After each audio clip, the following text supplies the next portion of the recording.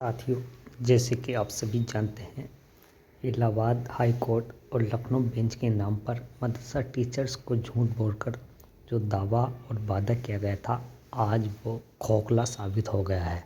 पैरोकार का दावा जो 31 मार्च 2025 से पहले 10 से 11 लाख का दावा कर रहा था, उसके बाद इलाहाबाद की पुनर्विचार याचिका का दावा कर रहा था और उसके बाद नए टीचरों को पुराने टीचरों को मिलाकर न्यायालय की अवमानना यानी कि कोर्ट ऑफ कंडेप्ट जिसकी संख्या 993 वर्ष 2025 है साथियों, और ये दावा पैरोकार कर रहा था कि 21 अप्रैल 2025 की फाइनल डेट पर आपको 10 से 11 लाख रुपए मिल जाएंगे और ये स्टाम्प पे लिख कर दे रहा था।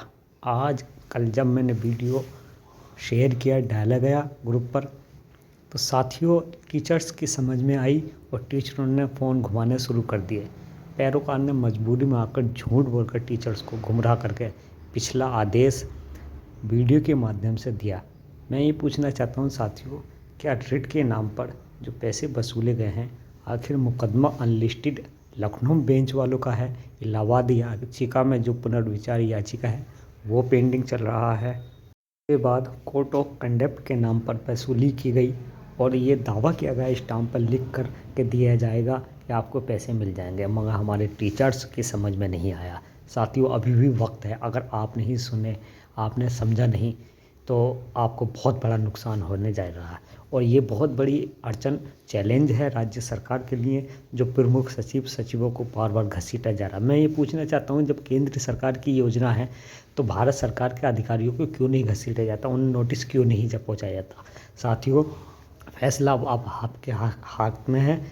आप विचार कीजिए कि कोर्ट ऑफ कंडेप्ट की फाइल पर सुनवाई कल क्यों नहीं हुई, इसकी प्रमुख वजह क्या रही? क्यों नहीं गया पैरोकार कोर्ट के अंदर, क्यों नहीं गए उसके एडवाइज़र? आखिर आप टीचरों ने जब पैसा दिया है कोर्ट ऑफ कंडेप्ट के नाम पर पुनर्विचार याचिका, खासकर लखनऊ बेंच वाले क्यों सवाल नहीं करते, क्यों नहीं चाहते वहाँ को उनके पैरोकार का बायकॉट किया नहीं करते कि 21 अप्रैल का जो कोर्ट ऑफ कंडेप्ट की डेट लगी थी उस पर क्यों सुनवाई नहीं हुई? आखिर उस पर डेट क्यों नहीं लगी गई? कौन पूछेगा? आप लोगों ही तो पूछेंगे साथियों। पहले लखनऊ बेंच में, फिर इलाहाबाद कोर्ट के नाम पर और फिर कोर्ट ऑफ कंडेप्ट के नाम पर टीचरों को धोखा दिया जा रहा है साथियों। रिट के नाम पर जो वसूली की गई है और मुकदमे लंबित अनलिस्टेड कर दिए गए हैं, उन पर डेट का नहीं पता। आखिरकार कब तक ये खेल कोर्ट का नाम पर चलता रहेगा साथियों? पैरोकार को मैं चैलेंज करके कह रहा हूँ कि अगर 21 अप्रैल का कोर्ट ऑफ कंडेप्ट का कोई आदेश दिखाएं, कि डेट दिखाएं कि इस पर सुनवाई हुई है, या पैरोकार मौजूदा कोई फ़ोटो दिखाए, तो मैं चैलेंज करता हूँ उसको, लेकिन उसके पास नहीं है साथियों। आखिर इसकी क्या वजह है? वजह साफ़ है साथियों, तुम लोगों को झूठ बोल कर ये पैसे उगाए जा रहे हैं साथियों, लेकिन टीचर्स की समझ में नहीं आ रहा आखिर क्या वजह है इसकी। साथियों, आप लोगों से गुजारिश ये है कि जब तक नई योजना न चल पाए, उसका मामले को, मुकदमे को अतिशीघ्र पेंडिंग जो लंबित रखे हैं उसका अतिशीघ्र निस्तारण क्यों नहीं किया जा रहा है? आखिर उनको लंबित और पेंडिंग रखने का मकसद क्या है साथियों?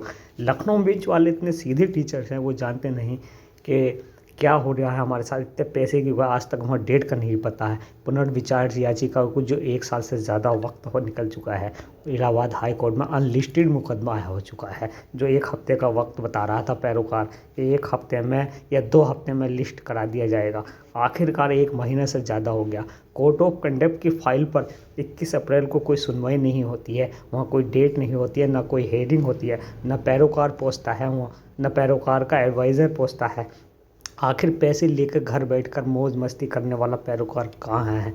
सिर्फ एक वीडियो के माध्यम से, जो कल तक लोगों की बुराई करता था कि लोग यूट्यूब पर आकर वीडियो बना रहे हैं, आज वो खुद यूट्यूबर बन बैठा है साथियों। फैसला अब आपके हाथ में है। उत्तर प्रदेश के मदरसा टीचर्स को, जो टीचर्स ने तमाम पैसा देकर कोर्ट ऑफ कंडेप्ट के नाम पर कि न्यायालय के मामला में कि वो स्टाम्प लिख कर देगा, लेकिन आखिर कहाँ गया उसका स्टाम्प? कहाँ गया वो वादा 31 मार्च 2025 का कि 10 से 11 लाख रुपए दिए जाएंगे? आखिर क्या वजह है साथियों? आप लोग क्यों विरोध नहीं करते इसका? क्यों बायकॉट नहीं करते इसका? घर का घेराव क्यों नहीं करते इसका? लेकिन समझ में नहीं आई है टीचर्स, या तो टीचर्स को 1000 2000 देते हुए कोई तकलीफ़ नहीं हो रही है। क्यों?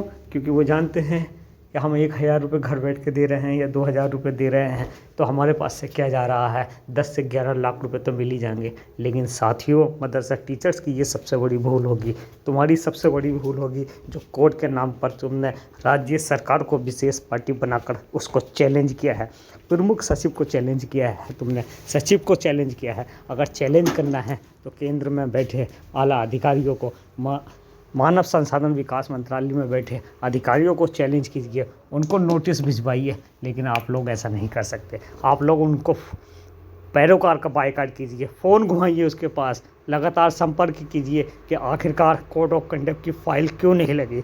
अब फैसला अब आपके हाथ में है साथियों।